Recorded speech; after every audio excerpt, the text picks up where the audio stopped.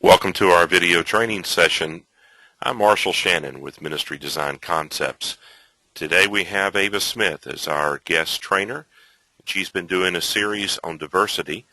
And Ava is well seasoned. 19 years she has been a human resource professional, and in 2005 she launched her own firm, Ava Smith and Associates, where she now provides diversity consulting.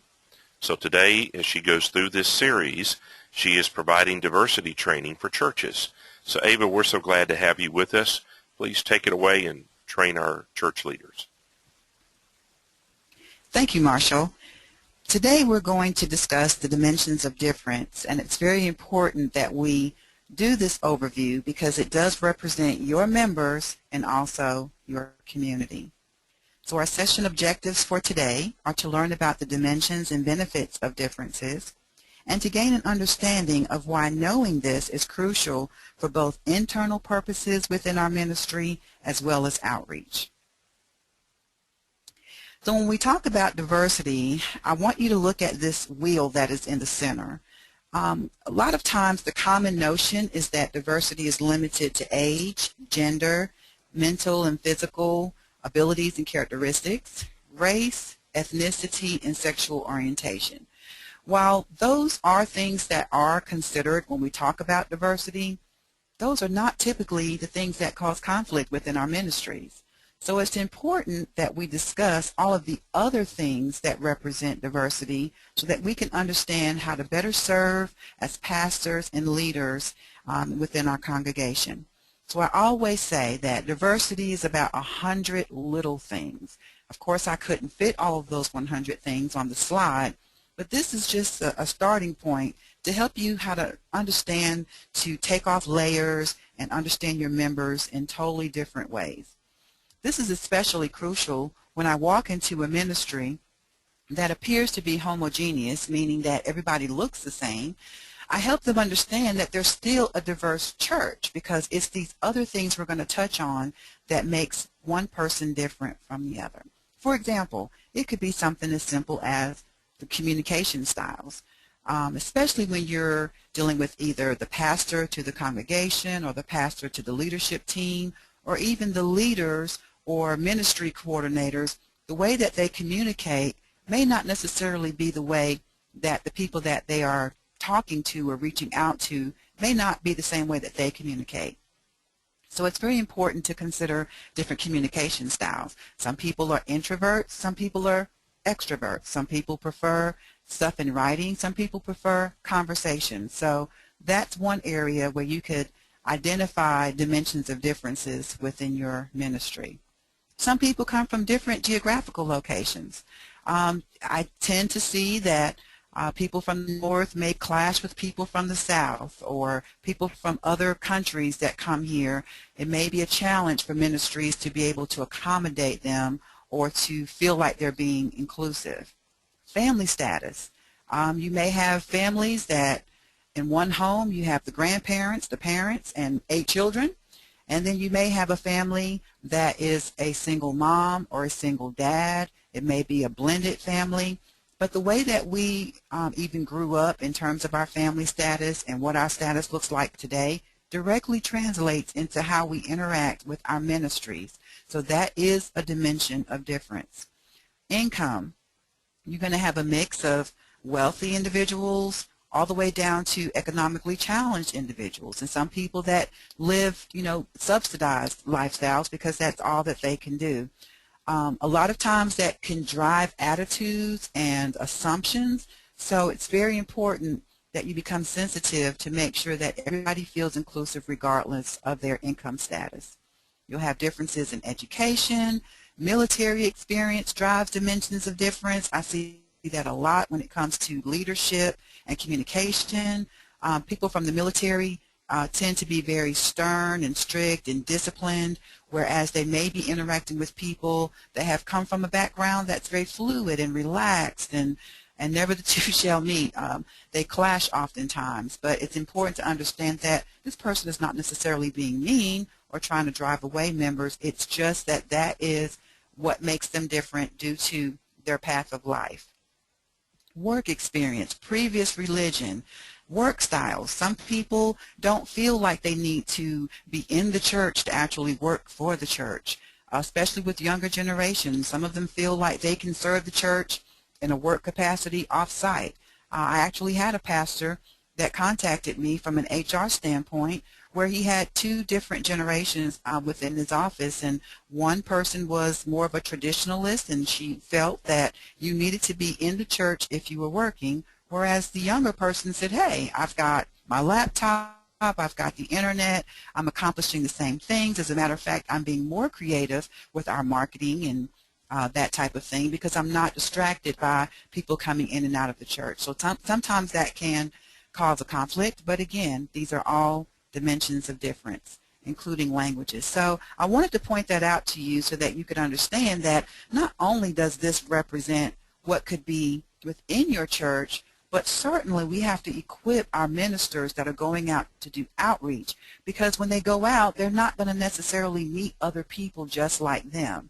And they need to be exposed to all of these different things on this wheel to understand how to engage people no matter where they are, who they are, and what they've been. So again, the outreach portion is extremely important, and I try to find a way to minimize the world's view so that you can understand what your community might look like. And the way that I chose to do that is a very popular poem called The Village of 100. It's written by the great philosopher Anonymous, and it's a moving document. And the reason it's a moving document is because you are actually reducing the world's population to a village of 100, and it represents what's going on in the world at that exact moment whenever you review this information. So let's just review it very quickly. If we could reduce the world's population to a village of precisely 100 people, with all existing human ratios remaining the same, the demographics would look something like this. There would be 61 Asians, 13 Africans, 12 Europeans, 9 Latin Americans, and 5 from the USA and Canada. 50 would be male and 50 would be female. 75 would be non-white, 25 would be white. 67 would be non-Christian, and 33 would be Christian. 80 people would live in substandard housing. 16 would be unable to read or write. 50 would be malnourished, and 1 would be dying of starvation. 33 would not have access to safe water. 39 would not have access to improved sanitation. 24 would not have electricity. And of the 76 that do have electricity, most of them would only use it for light at night. Only 8 people would have access to the internet. 1 would have a college education. 1 would have HIV. 2 near birth. 1 would be near death. 5 people would control 32% of the entire world's wealth, and all 5 would be U.S. citizens. 48 people would live on less than $2 a day. 20 would live on less than $1 a day. So how can we apply this? When you look at those statistics, it's very heart-wrenching. And we need to figure out how to maximize our ministries to deal with those situations. So the first thing you have to do is decide what your villages look like. And by that I mean inside first. You know, what does your church village look like? Does it represent some of those things that we just reviewed? And if so, those could be our starting points on the specific ministries that we need to launch to help those people. A lot of times I've seen ministries start sub-ministries and committees just because that's the way it's always done. But I encourage you to look at your own internal village and address those specific needs. Also, what does your village look like externally? In other words, your community. Whether it's surveys or open house or town hall meetings or however you want to accomplish it, it does help to know what your external village looks like so that you can be effective when you're doing outreach. Explore the needs of those that you wish to serve. Again, it's just as simple sometimes as asking. Very simple concept, but a lot of ministries miss it. You have to equip the individuals that will touch the lives and represent your ministries, as well as how they represent Christ. A lot of people I've seen in ministries, they don't really have a lot of interaction with some types of communities and certain types of individuals. And although, we want to spread the gospel and we want to impact lives, we have to be equipped. So I would encourage you to make sure that those individuals go through some type of training. Of course, I wave the banner of diversity and inclusion training so that they can understand that there are dimensions of difference and figure out how to accommodate each and every individual as they touch them. And I would do continuous assessments to make sure that you're on point. Just like the Village of 100 passage is a moving document because things change, periodically as pastors and as leaders, I would also encourage you just to go back and do an assessment. How are we doing? Are we doing it well? Is this even still a need 2 or 3 years later? Because the needs of people change. You want to make sure that you change with them.